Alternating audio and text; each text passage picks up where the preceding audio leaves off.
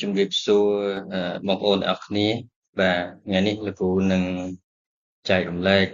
ប្រធានបទមួយគឺទាក់ទងទៅនឹងកិច្ចប្រជុំកំពូលអាស៊ានដែលភាសាអង់គ្លេសយើងហៅថា ASEAN Summit បាទអញ្ចឹងវីដេអូឃ្លីបនេះខ្លីទេបាទលោកគ្រូនឹងអឺចែករំលែកណាថាអ្វីទៅជាកិច្ចប្រជុំកំពូលអាស៊ានហ្នឹងបាទអូខេអញ្ចឹង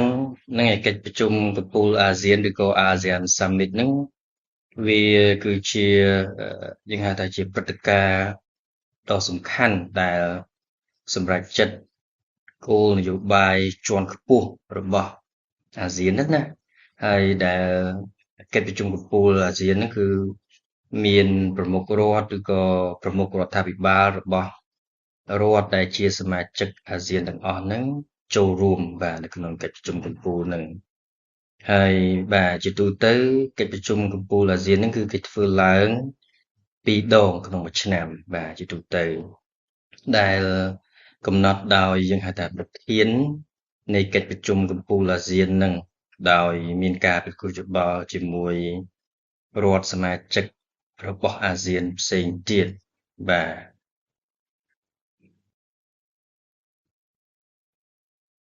ប្រទេសសមាជិកអាស៊ានដែលជាប្រធានអាស៊ានប្ដូរវេនហ្នឹងបាទជាទូទៅគឺជាម្ចាស់ផ្ទះនៃការរៀបចំកិច្ចប្រជុំកំពូលអាស៊ានបាទអញ្ចឹងដូចអ្នកទាំងអស់គ្នាជ្រាបអញ្ចឹងជារៀងរាល់ឆ្នាំគឺអាស៊ានតែងតែមានប្រធានអាស៊ានប្ដូរវេនបាទដែលមានរយៈពេលមួយឆ្នាំណាបាទអញ្ចឹងមួយឆ្នាំប្ដូរប្រធានអាស៊ានប្ដូរវេនម្ដងមួយឆ្នាំប្ដូរអាស៊ានប្ដូរវេនម្ដងដែលឆ្លាស់គ្នាទៅតាមយើងហៅថាអក្ខរក្រម ABCD ហ្នឹងបាទហើយឆ្នាំនេះយើងឃើញថា2023ហ្នឹងគឺប្រទេសឥណ្ឌូនេស៊ីដែលផ្ដើមឡើងដោយអក្សរ I បន្ទាប់ពីប្រទេសកម្ពុជាយើងកម្ពុជាណាបាទបាទអញ្ចឹងតកតងទៅនឹងកិច្ចប្រជុំកំពូលអាស៊ានឬក៏ ASEAN Summit ហ្នឹងគឺយើងឃើញថាកិច្ចប្រជុំកំពូលហ្នឹងគឺត្រូវបានគេធ្វើជាលើកដំបូងគេបង្អស់បាទ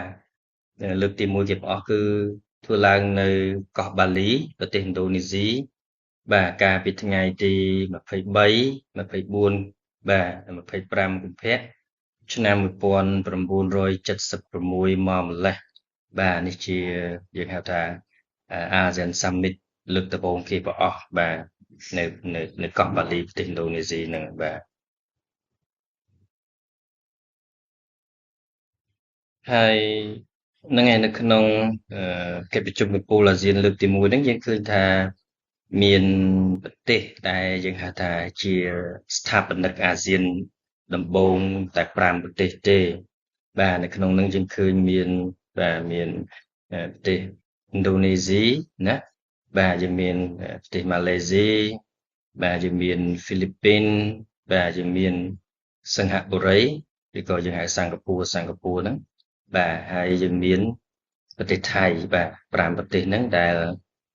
យើងហៅថាចូលរួមកិច្ចប្រជុំកំពូលដំបូងបាទបង្អស់នៅ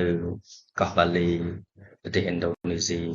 កាលពីឆ្នាំ1976ហ្នឹង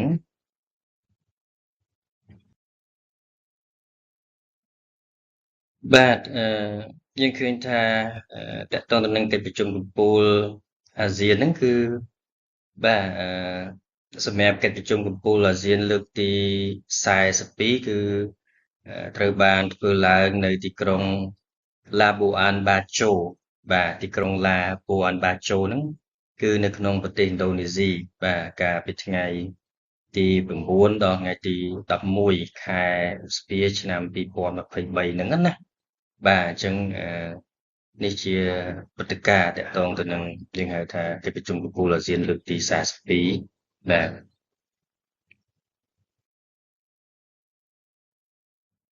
ហើយបាទយើងឃើញថាកិច្ចប្រជុំកំពូលអាស៊ាន បាទលើកទី43ក៏បានធ្វើឡើងនៅយើងហៅថាទីក្រុងហ្សាកាតានៃប្រទេសឥណ្ឌូនេស៊ីដែរបាទនៅយើងហៅថាក្នុងឆ្នាំ2000បាទ2023ហ្នឹងគឺនៅខែកញ្ញាហ្នឹងបាទដើមខែកញ្ញាថ្ងៃទី5កញ្ញា2023ហ្នឹងក៏អាស៊ានរៀបចំកិច្ចប្រជុំកំពូលលើកទី43នៅហ្សាកាតាប្រទេសឥណ្ឌូនេស៊ីណាបាទអញ្ចឹងលើកទី41ក៏ធ្វើនៅឥណ្ឌូនេស៊ីសំទុះ42បាទលើកទី43ក៏ធ្វើនៅឥណ្ឌូនេស៊ីបាទបាទនេះជាព្រឹត្តិការណ៍នៅក្នុងកិច្ចប្រជុំកំពូលបាទអាស៊ានលើកទី43នៅប្រទេសឥណ្ឌូនេស៊ីទីក្រុងហ្សាកាតាហ្នឹងបាទហ្នឹងហើយតកតងទៅនឹងកិច្ចប្រជុំកំពូលអាស៊ាននឹងដែរកន្លងមកហ្នឹងប្រទេសប៊្រុយណេបាទប្រទេសប៊្រុយណេដែលជាសមាជិកអាស៊ានមួយដែរហ្នឹងគាត់បានរៀបចំកិច្ចប្រជុំកំពូលអាស៊ានលើកទី38និង39បាទក្នុងប្រទេសប៊្រុយណេណាដែលដោយសារឆ្នាំ2021ហ្នឹងប្រទេសប៊្រុយណេនឹងឯងជាប្រធានអាស៊ានដូវេនបាទមុននឹងកម្ពុជាយើងក្លាយជាប្រធានអាស៊ានដូវេននៅឆ្នាំ2022ហ្នឹងបាទហ្នឹងហើយតកតងទៅនឹងកិច្ចប្រជុំកំពូលលើកទី38និង39ដែលប្រទេសប៊្រុយណេជាអ្នករៀបចំណាជាប្រធានរៀបចំហ្នឹងគឺធ្វើឡើងតាមរយៈអនឡាញទេបាទយើងដឹងហើយដោយសារឆ្នាំ2021ហ្នឹងគឺការរីករាលដាលនៃជំងឺ COVID-19 ហ្នឹងវាមិនទាន់នៅស្រាកស្រានមិនទាន់ធូរស្បើយនៅឡើយទេម្ល៉េះហើយប្រមុខរដ្ឋក៏ដូចជាប្រមុខរដ្ឋាភិបាលនៃបណ្ដាប្រទេសរបស់សមាជិកអាស៊ានហ្នឹងគឺបាទចូលរួមកិច្ចប្រជុំកំពូលហ្នឹងគឺតាមរយៈអនឡាញបាទដែលមានប្រទេសភូមាជាប្រធាននៃកិច្ចប្រជុំហ្នឹងណាបាទ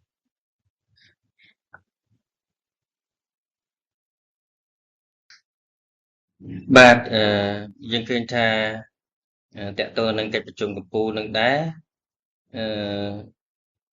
បាទគេបានរៀបចំនៅកិច្ចប្រជុំកំពូលអាស៊ានលើកទី40និង41ណាបាទដែលកិច្ចប្រជុំកំពូលហ្នឹងគឺធ្វើឡើងនៅភ្នំពេញបាទនៅរាជធានីភ្នំពេញប្រទេសខ្មែរយើងហ្នឹងបាទដែលធ្វើឡើងនៅចន្លោះថ្ងៃទីបាទទី11បាទទី11ហ្នឹងគឺយើងចាប់ផ្ដើមរៀបចំកិច្ចប្រជុំកំពូលអាស៊ានលើកទី40និង41បាទនៅខែវិច្ឆិកាបាទខែវិច្ឆិកាឆ្នាំ2022ហ្នឹងបាទបាទនេះជារូបភាពនៃបាទយើងហៅថាប្រមុខដឹកនាំតែគាត់អញ្ជើញចូលរួមកិច្ចប្រជុំកំពូលអាស៊ាននៅភ្នំពេញហ្នឹងណាបាទយើងនៅក្នុងហ្នឹងយើងអត់ឃើញមានតំណាងមកពីភូមាទេបាទដោយសារមេដឹកនាំភូមាអឺរបបយោធានិយមហ្នឹងគឺសម្រាប់រង្គាលប្រជាពលរដ្ឋណាអញ្ចឹងក្នុងនាមកម្ពុជាយើងជាប្រធានបដូវវេនអាស៊ានហ្នឹងយើងអត់បានអញ្ជើញខាងភូមាមកចូលរួមកិច្ចប្រជុំកំពូលអាស៊ានលើកទី40និង41នៅភ្នំពេញហ្នឹងទេបាទអញ្ចឹងយើងឃើញបាទនៅក្នុងហ្នឹងយើងឃើញមានតែ9រូបទេដែលជាតំណាងប្រទេសសមាជិករបស់អាស៊ានគឺអវត្តមានម្នាក់ណាមិនមែនអវត្តមានគឺអាស៊ានអញ្ជើញមកតែម្ដងពីខាងភូមាណាបាទហើយហ្នឹងឯងតកតងទៅនឹងកិច្ចប្រជុំកំពូលអាស៊ាននឹងដែរយើងឃើញថានេះជាបាទជាព្រឹត្តិការណ៍ដែលកម្ពុជាយើងបានធ្វើជាម្ចាស់ផ្ទះណាបាទនៅពេលនោះគឺអតីតនាយករដ្ឋមន្ត្រីសម្ដេចតេជោហ៊ុនសែនហ្នឹងលោកក្នុងនាមតំណាងរាជរដ្ឋាភិបាលកម្ពុជាយើងហ្នឹងបាទគឺដឹកនាំកិច្ចប្រជុំជាមួយនឹងយើងហៅថាមន្ត្រីជាន់ខ្ពស់របស់កម្ពុជាយើងដើម្បីស្វាគមន៍ដើម្បីរៀបចំកិច្ចប្រជុំកំពូលអាស៊ានលើកទី40 41ហ្នឹងណាបាទ អូខេយើងបន្តទៀតណាបាទអញ្ចឹងយើងឃើញថាតកតងទៅនឹងកិច្ចប្រជុំកំពូលដែលជាទូទៅគេធ្វើ2ដងក្នុងមួយឆ្នាំណាបាទប៉ុន្តែវាក៏អាចមានករណីលើកលែងផងដែរបាទអញ្ចឹងអាស៊ានអាចរៀបចំកិច្ចប្រជុំកំពូលក្នុងស្ថានភាពចាំបាច់បាទក្នុងករណីចាំបាច់ដែលប្រទេសអាស៊ានហ្នឹងគឺបាទប្រទេសអាស៊ានបដូវវេនណាគាត់ធ្វើជាប្រធាននៃកិច្ចប្រជុំកំពូលហ្នឹងឯងហើយគាត់អាចហ្នឹងហើយប្រជុំនៅទីកន្លែងមួយដែលបាទប្រទេសដែលជាសមាជិកអាស៊ានសម្រេចគ្នាទៅបាទថាតើគួរតែប្រជុំនៅប្រទេសណាបាទតាក់ទងទៅនឹងកិច្ចប្រជុំកំពូលអាស៊ាននៅក្នុងករណីពិសេសហ្នឹងដែលជាទូទៅយើងឃើញថាប្រធានអាស៊ានបដូវវេនហ្នឹងគឺគាត់បាទជាប្រធាននៃកិច្ចប្រជុំកំពូលអាស៊ានហ្នឹងបាទអញ្ចឹងក្នុងករណីហ្នឹងក៏អាចប្រជុំដែរហើយយើងឃើញថាកន្លងមកហ្នឹងបាទមានកិច្ចប្រជុំកំពូលពិសេសក្នុងករណីពិសេសរបស់អាស៊ានដែរណាបាទជាក់ស្ដែងនៅអំឡុងខែមេសាឆ្នាំ2020ហ្នឹងគឺអាស៊ានបានរៀបចំកិច្ចប្រជុំកំពូលអាស៊ានពិសេសនិងកិច្ចប្រជុំកំពូលអាស៊ានបូក3ពិសេសស្ដីពីមេរោគ COVID-19 បាទដែលកាលនោះគឺ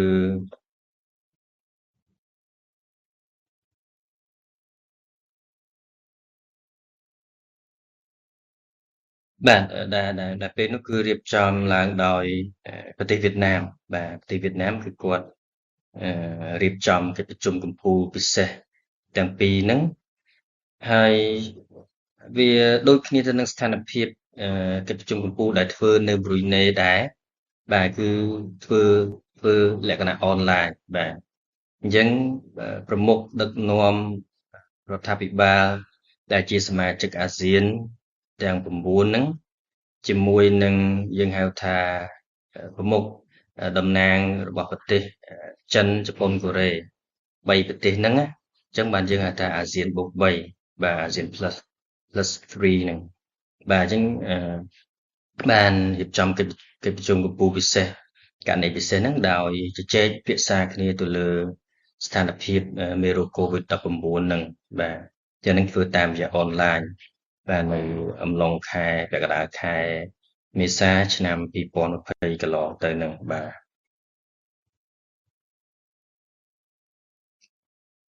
បាទយើងបន្តទៀតណាហើយតាក់ទងទៅនឹងកិច្ចប្រជុំកំពូលអាស៊ានឬក៏ ASEAN Summit ហ្នឹងបាទគឺជាទូទៅបាទវាមានលក្ខណៈយើងហៅថាមានចំណុចសំខាន់6ធំណាបាទអញ្ចឹងលោកគ្រូនឹងបន្តទៀតបាទអញ្ចឹងទីមួយគឺគេថាអឺកិច្ចប្រជុំកំពូលអាស៊ានហ្នឹងវាគឺជាស្ថាប័នបាទសម្រាប់ចិត្តថ្នាក់កំពូលរបស់អាស៊ានបាទអញ្ចឹង ASEAN Summit ហ្នឹងគឺវាជាស្ថាប័នជាយើងហៅថាជាវេទិកាឬក៏ជាព្រឹត្តិការណ៍ដែលអាស៊ានសម្រេចចិត្តបាទសម្រេចចិត្តជាន់ខ្ពស់នៅក្នុងកិច្ចការសំខាន់ៗរបស់អាស៊ានហ្នឹងបាទ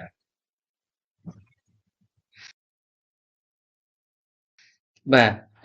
ហើយទី2បាទទី2គឺកិច្ចប្រជុំកំពូលអាស៊ានហ្នឹងគឺវាផ្ដល់ការណែនាំផ្នែកគោលនយោបាយនិងសម្រេចចិត្តទៅលើបញ្ហាសំខាន់ៗដែលតាក់ទងទៅនឹងការធ្វើម៉េចសម្រេចឲ្យបាននៅគោលដៅរបស់អាស៊ានបាទបញ្ហាសំខាន់តាក់ទងទៅនឹងប្រយោជន៍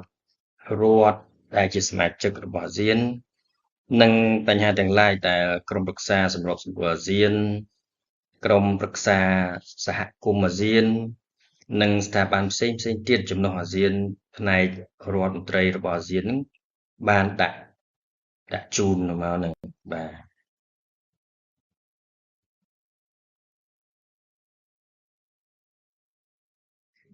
បាទចំណុចទី3កិច្ចប្រជុំកំពូលអាស៊ានគឺណែនាំបាទ ណែនាំឲ្យរដ្ឋមន្ត្រីនៅក្នុងក្រមប្រឹក្សានីមួយៗហ្នឹងធ្វើការរៀបចំកិច្ចប្រជុំអន្តររដ្ឋមន្ត្រីនិងដោះស្រាយបញ្ហាសំខាន់ៗ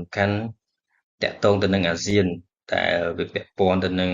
ក្រមប្រឹក្សាសហគមន៍បាទហើយបាទរបៀបរបបនិងនីតិវិធីនៃកិច្ចប្រជុំបែបហ្នឹងគឺវាមានកំណត់ដោយក្រមប្រឹក្សាសម្របសម្រួលអាស៊ានណា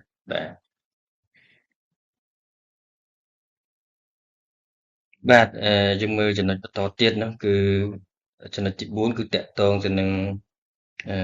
កិច្ចប្រជុំកំពូលអាស៊ានហ្នឹងគឺវាជួយដោះស្រាយនៅស្ថានភាពបន្ទាន់ដែលវាអាចប៉ះពាល់ទៅដល់អាស៊ានទាំងមូលណាដោយចាត់នៅវិធានការសមស្របបាទដើម្បីដោះស្រាយបញ្ហាជាបន្ទាន់ហ្នឹងបាទ